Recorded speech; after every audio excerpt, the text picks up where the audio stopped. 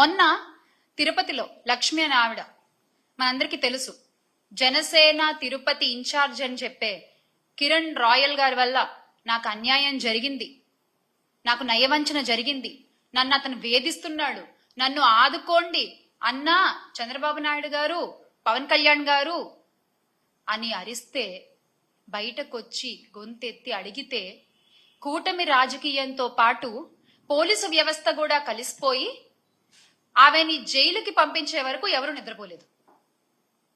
ఆ లక్ష్మి అనే ఆవిడ ఏ రాజకీయ పార్టీకి సంబంధించిన ఆవిడ కాదు.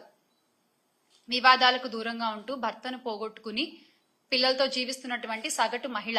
ఆమెకు జరిగిన అన్యాయాన్ని గుర్తెరిగి ఆమె బయటకొచ్చి దాని నుంచి బయటకొచ్చి మళ్ళీ తన కుటుంబ జీవన పోషణ కోసం తనకు జరిగిన అన్యాయం నుంచి బయటపడితే తను ఆ కిరణ్ రాయల్కి ఇచ్చినటువంటి 1,30,00,000 తనకి తిరిగి వస్తే అది తన కుటుంబానికి ఉపయోగపడతాయి అని చెప్పి నమ్మి ఈ కూటమి ప్రభుత్వాన్ని సహాయం అడిగితే ఏం చేశారండి? మీరిచ్చిన తీర్పు ఏంటి? ఆవిడ అరెస్ట్. అంటే బహిరంగ సభల్లో అధికారులతో సమావేశాల్లో మీ మాటలు కోటలు దాటుతాయి. మహిళలకి ఏమన్నా అన్యాయం జరిగితే కడుపు రగిలిపోతుంది, కడుపు తరుక్కుపోతుంది.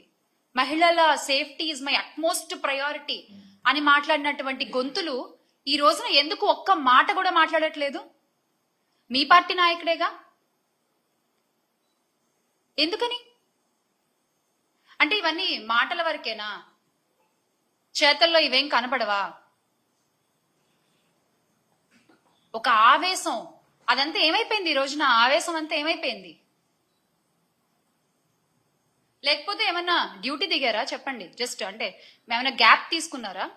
మళ్ళీ మీరు డ్యూటీ ఎక్కాక ఇవన్నీ చూస్తారా?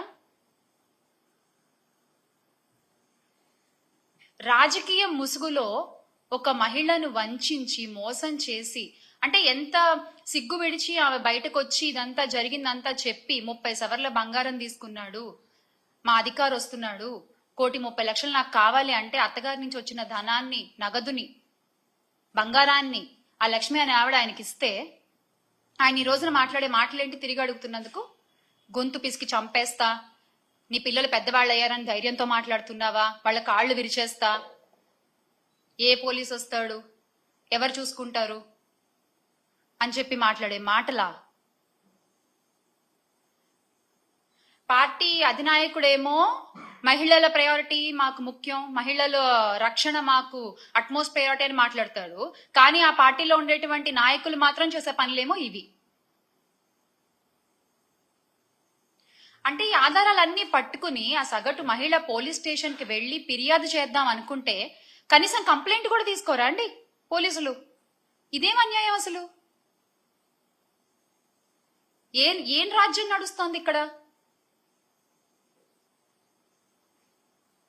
ఇదే గత 5 ఏళ్లలో చూసుకుంటే ఫోన్లో దిశ యాప్ ని నొక్కిన, ఫోన్ ని షేక్ చేసిన, ఆడపిల్లలపై అన్యాయం చేయాలనుకున్న వాళ్ళని షేక్ చేసేలా, వాళ్ళ అంతు చూసేలా పనిచేసిన వ్యవస్థలో ఉన్న ఈ రాష్ట్రంలో ఈ రోజున మహిళలు భయంగా బతుకుతున్నారు. అరే ఇంత జరుగుతున్నా ఒక్కళ్ళు నోరెత్తరు, ఒక్కళ్ళు నోరు తెరిచి మాట్లాడరు. ఈ లక్ష్మి గారి విషయమనే కాదు, కూటమి ప్రభుత్వం అధికారంలోకి వచ్చిన దగ్గర నుంచి ఆడపిల్లలపై, చిన్న పిల్లలపై ఎన్ని అఘాయిత్యాలు జరిగాయండి, ఎన్ని అన్యాయాలు జరిగాయి? కనీసం ఒక్కళ్ళన్నా మాట్లాడారా? మన రాష్ట్ర హోంమంత్రి అనిత గారు మాత్రం పేరుకి మాత్రం హోమ్ మినిస్టర్, ప్రచారాలకే పరిమితం అవుతున్నారు, ఆవిడ ప్రకటనలకే పరిమితం అవుతున్నారు. పోలీస్ వ్యవస్థ హోమ్ మినిస్టర్ చేతిలోనే కదా ఉంటుంది. ఎందుకు దాన్ని మీరు కట్టుదిట్టంగా చేయలేకపోతున్నారు? రాష్ట్రంలో గంజాయి సాగు చేసిన, ఆడపిల్లలకి అన్యాయం చేయాలన్న ఆలోచన వచ్చిన ఆ రోజే వాడికి ఆఖరి రోజు అని చంద్రబాబు నాయుడు గారు చిలక పలుకులు పలికారు కదా. చంద్రబాబు నాయుడు గారు ఈ రోజున ఆడపిల్లలకు అన్యాయం చేసిన ప్రతి ఒక్కడు కాలర్ ఎగరేసుకుంటూ తిరుగుతున్నాడు బయట. ఇంకా చెప్పాలంటే ఆ ఆడపిల్లలకి అదే చివరి రోజు అయింది కొన్ని సందర్భాల్లో. దానికి మీరు ఇచ్చే సమాధానం ఏంటండి? దానికి మీరు ఇచ్చే సమాధానం ఏంటి? తొక్కి పట్టి నార తీస్తాం, ఆడపిల్లల జోలికి వస్తే తొక్కి పట్టి నార తీస్తాం, నడు వంచి దెబ్బలు కొడతాం అని చెప్పినటువంటి పవన్ కళ్యాణ్ గారు ఏది తొక్కలేదు, నారాలేదు. మహిళలకు అన్యాయం చేయడం ఒక రాయల్టీగా ఫీల్ అవుతున్నారు జనాలు.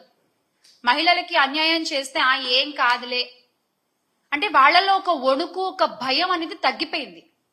ఎందువల్ల? ఒక కట్టుదిట్టమైన వ్యవస్థ లేకపోవడం వల్ల. గత 5 సంవత్సరాలు ఇలా లేదే. ఆడపిల్లల జోలికి రావాలంటే వణుకు పుట్టేది ఒళ్ళంతా.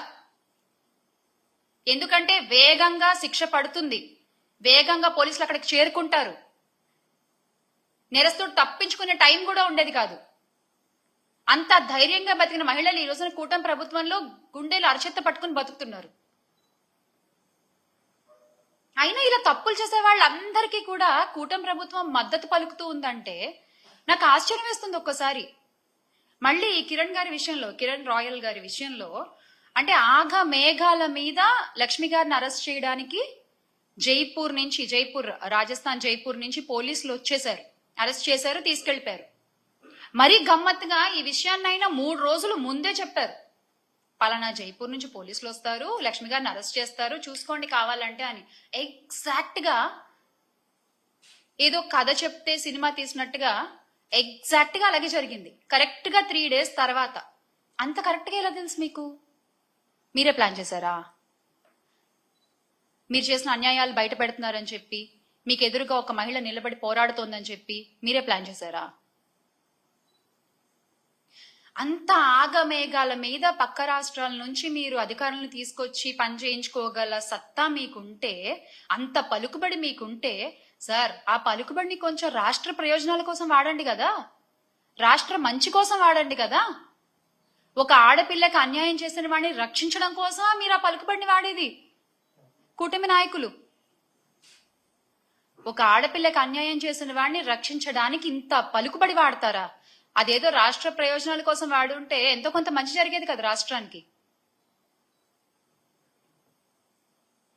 అంతకంటే దారుణం ఏంటంటే, అన్యాయం జరిగిన బాధితురాల్ని ఆదుకోకపోగా, అండగా నిలబడకపోగా, అసలు ఆమెని ఒక తేరుకోలేని ఒక సిచ్యువేషన్ లో పెట్టడం, అరెస్ట్ చేసి జైల్లో వేసేస్తే అయిపోతుంది అంతే.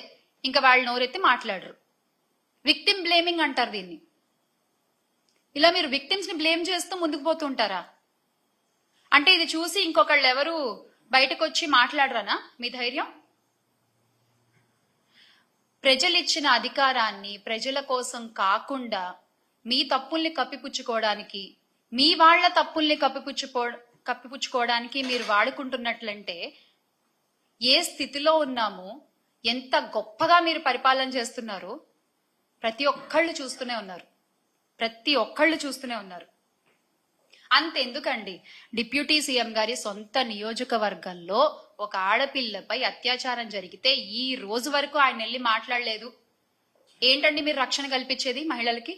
ఏంటండి మీరు ధైర్యాన్ని నింపేది మహిళలకి? ఒకటి మాత్రం బాగా అలవాటైపోయింది, ఏది జరిగినా వైఎస్ఆర్ కాంగ్రెస్ పార్టీ వైపు వేలెత్తి చూపించడం. ఎస్కేపిజం. ఏది జరిగినా వైఎస్ఆర్ కాంగ్రెస్ పార్టీ వైపు వేలెత్తి చూపించడం. నవ్వుతున్నారు, అయినా మీకేం పట్టట్లేదు. నవ్విపోదురుగాక నాకేంటి సిగ్గు అన్నట్టుంది మీ ప్రవర్తన. నిజంగా అలాగే ప్రవర్తిస్తున్నారు మీరు. ప్రశ్నించే గొంతు నొక్కడమే ధ్యేయంగా కూటమి ప్రభుత్వం ముందుకెళ్తున్నారు. సోషల్ మీడియాలో మిమ్మల్ని ప్రశ్నిస్తున్నారని చెప్పి, సోషల్ మీడియాలో వైఎస్ఆర్ కాంగ్రెస్ పార్టీ వైపు మాట్లాడే వాళ్ళ మీద ఎన్ని కేసులు పెట్టారు, ఎంత ఇబ్బంది పెట్టారు. కానీ మీరు ఒక్క విషయం గుర్తుపెట్టుకోవాలి, అణగదొక్కేస్తే అణిచిపోతారులే అనుకుంటే మీరు తొక్కిన ప్రతి అడుగు కింద నుంచి ఒక వట వృక్షమై లేస్తారు తప్ప ప్రతి కార్యకర్త భయపడి వెనక్కి తగ్గేది లేదు. భయపడి ఎవరు వెనక్కి తగ్గరు. అక్క శ్యామలక్క వచ్చేసినా? బాగుండవా? బానే ఉంటావులే గానే ఏదో చెప్తా ఉండవు కదక్క, ఏం చెప్తా ఉండవు? దిశ చట్టాన్ని తీసేసి ఇప్పుడు చాలా మంది అమ్మాయిలు చనిపోవడానికి, ఆత్మహత్యలకి, మానభంగాలకి కారణమవుతా ఉన్నారు అని చెప్తా ఉండవు కదా. కూటమి ప్రభుత్వం మీద ఏదో చెప్తా ఉండవు ఎలిగేషన్స్. నువ్వు ఎంతసేపటికి ఒక విషయం జరగంగానే కిరణ్ రాయల్ గురించి, అమ్మాయి లక్ష్మి గురించి వచ్చేసినావు కదా నువ్వు. అంటే ఏదైనా ఒకటి దొరికితే ఎగేసుకుంటూ వచ్చి పార్టీ మీద పడిపోవడమేనా? ఇంక వేరే పని పట్టం లేదు కదా. సరే నువ్వు చెప్పినావు కదా దిశ చట్టం కింద చెప్పినావు కదా. సరే అక్క, నాకు తెలియదు కానీ దిశ చట్టం కింద పెట్టినప్పుడు ఎంతమంది అమ్మాయిలు చనిపోకుండా ఎంతమంది ఆత్మ సంరక్షణ జరిగిందో వాళ్ళందరి పేర్లు లిస్ట్ ఒకటి పెట్టిమే నాక. అప్పటి నుంచి దిశ చట్టం కింద పెట్టినప్పటి నుంచి ఎంతమంది సేవ్ అయ్యారు. తర్వాత సచ్చిన శాప కన్నా రేట్ ఉంటుంది కానీ జగన్మోహన్ రెడ్డికి ఏమన్నా ఉందా? 40% ఓటింగ్ వేసి గెలిపిస్తే ప్రజల అసెంబ్లీలో పోయి మాట్లాడకుండా బయట కూర్చొని నేను కెమెరాలో మాట్లాడతాను, మీడియాలో మాట్లాడతాను, వాటికి సమాధానం చెప్పండి అంటున్నారే. ముందు ఆ విషయం కనుక్కొని చెప్పక్క.